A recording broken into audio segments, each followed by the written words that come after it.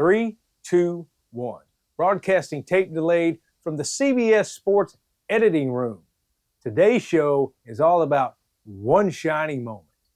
Sports Economy 101 show is on. I'm Bill, and this is JP, and we're here to pump you up, baby. So today, JP, is about your one shining moment. I get hyped up about college basketball starting in late October with all the preseason tournament matchups and all this stuff that's going on, you know, the early season, trying to get everybody hyped up. But you literally take off a full week to sit down and eat popcorn and watch basketball. I do. I love it. Great time of the year. And no matter what is projected for the tournament, there's always buzzer beaters. There's always excitement. It never fails. Yeah. And let me set the record straight here. The record. Bill gets into. We're in the middle of the foosball season. Yeah. It is like October 1st. And Bill is like, Midnight Madness is coming up. Count down to Midnight Madness. Like, come on, man. Nobody is paying attention to Midnight Madness except Bill. That's right. Well, there are a group of crazies out there called Kentucky fans. They exist in a bubble. You would think North Carolina and Duke fans would like that, but not really. They're more of a wine and cheese crowd. Yeah. Well, let's see. Once the ACC starts, then that's when Carolina fans really get into it. Yeah. Well, we'll have to talk about their whole coaching carousel here lately, but the one shining moment, that's what today's show is about. When did it start? Like in 86, 87? Oh, the actual one shining moment at the end of the tournament? The first time they did it. It was 1987. Okay. It was the year that Indiana won. I think it was Keith Smart at the last second shot to beat Syracuse. Yeah. So anyway, folks, what we do here is this is our yearly deal because we are into college basketball. Yeah. And a lot of people are into it just to see about their brackets. I just want to bring up one point on the CBS bracket where they have however many millions of people enter. I finished 79,999th. I got a picture of it. I'm going to put it on the screen. And you were what? So you what? And even you finishing 79,000th, you were probably still in the top, 30%? Oh, probably. I mean, I'm one better than number 80,000. Yeah. Take that. Take that. Anyway, I just look at it because I think it's kind of cool. But anyway, that number is interesting. But anyway, so college basketball has its big deal, and CBS Sports, whoever it is, they put all the highlights together because there are always highlights. There have been years where the highlights are better. This year's highlights weren't that great. Yeah, I didn't. I just thought it was okay. Here's what I've tried to not be. I've tried to not be the old guy who always thinks of stuff better back in the day. Yeah. I've actually gone back and watched some of the old ones. And when it first started, I just think people were just so glad to see it. It was something new. Yeah. And it was just okay. But I think it kind of hit its stride in the 90s. When they started doing Luther Vandross version every time, I think that was a big thing. And I think it was the editing and everything was just better. Yeah. But I feel like now they have tried to modernize it and make it more flashier and make it, they have a lot of clips. Yeah. And honestly, it kind of takes the emotion out of it. I feel like the way you used to do it, it used to be edited to the words of the song and the beats of the Yeah. song, and now it's just a bunch of clips put together. And I Now don't it's a think, YouTube version. yeah, Yeah. it is. But I mean, Yeah. Well, I'm this also year, I'm also in my usually, 50s, so you know, okay. for me, you know, to someone who's in their teens, if they edited the way they did in the 80s, they would be like, what is this mess? Right. Yeah. And they may still be doing it now. Yeah. So who knows how much longer they're going to have it. It's been a tradition that's going on for uh, almost for almost 40 years. It'd be So 40. It'd be 40 years next year. yeah. So I mean, So people love it, and yeah. someone's going to get to a point where they just say, you know what, we're not doing it anymore, and it's going to be an uproar, and they'll probably bring it back like they did And with that, the Coke Classic yeah. instead of New Coke. you know, but I mean, look, we talk about this tournament and we love it. We love college basketball. Yeah. I mean, you love it from beginning to end, but it just proves that if you have a good product, people are going to watch. I mean, Yeah. like the college football, I think they are trying to, with the playoffs, they are trying to bring it to an elite point where people will watch it, but they keep expanding it, so which it's kind of diluting the playoff field. Yeah. But they're trying to make an effort.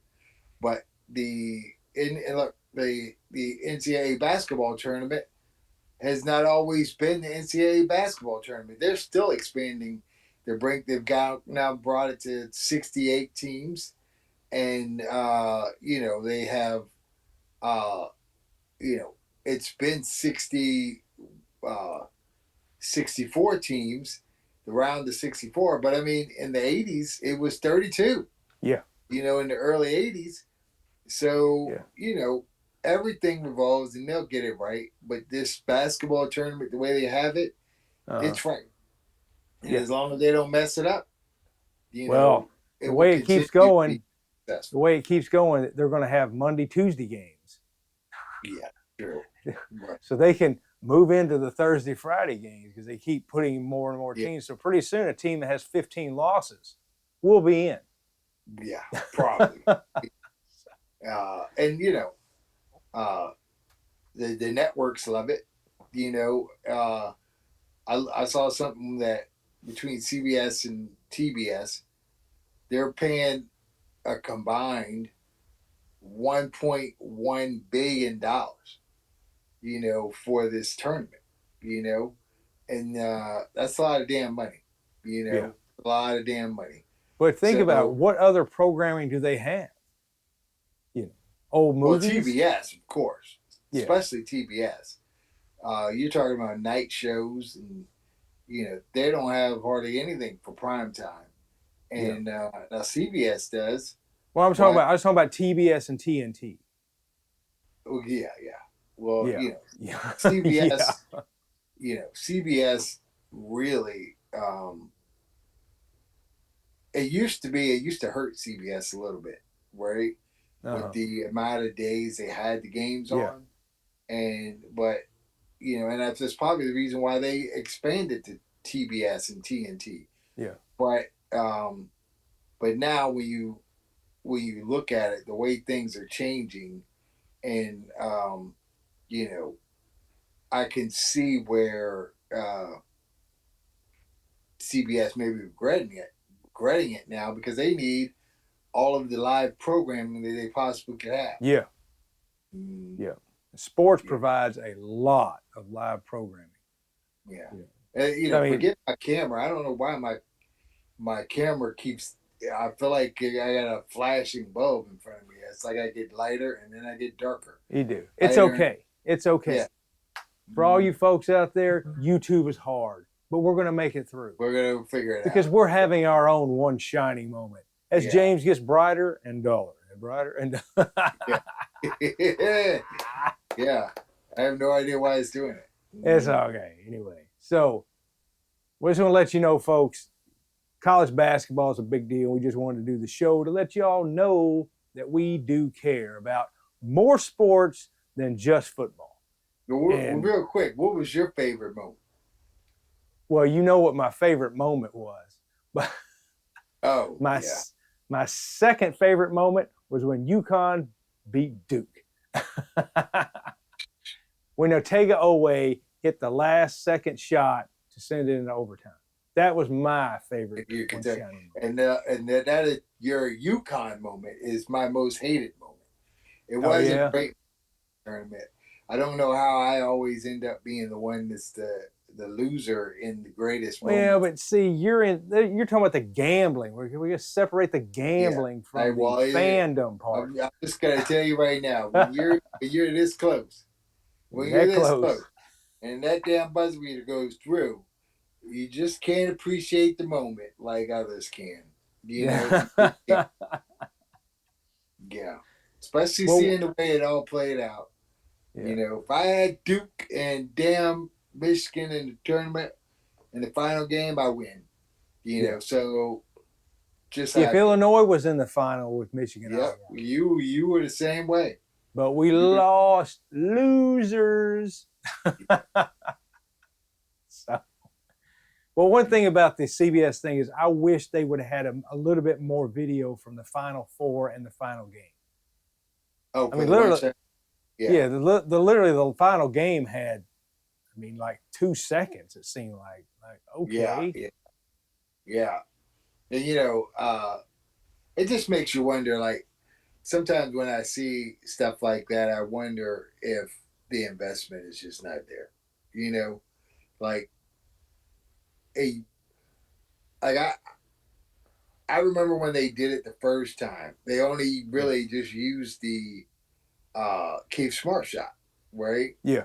They only used that and like one other shot of the actual final game. But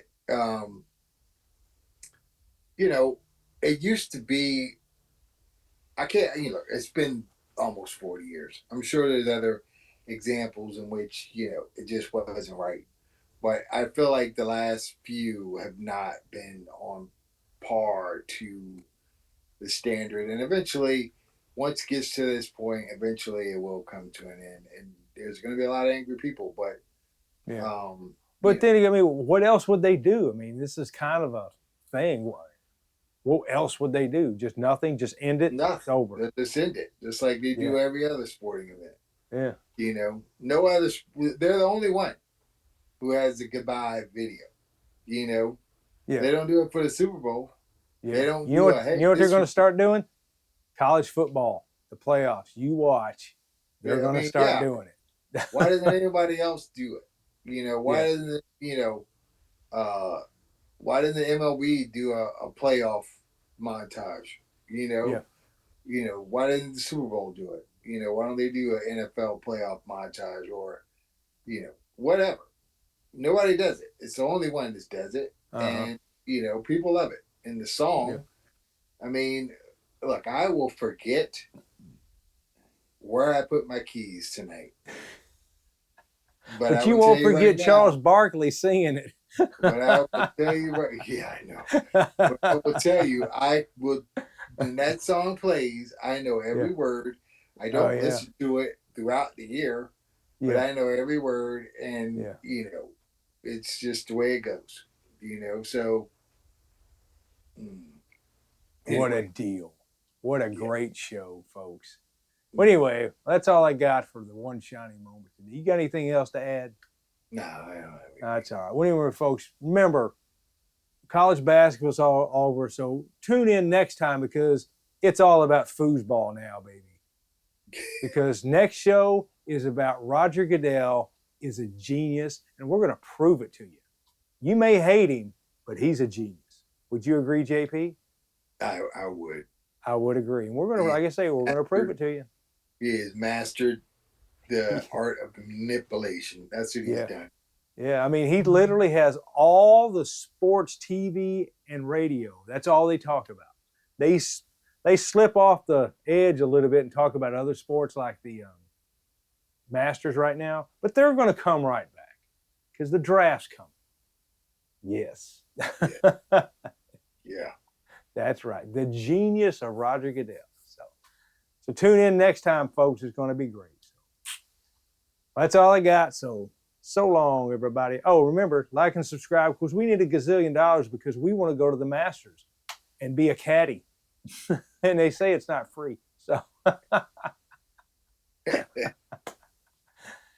right. You got anything left?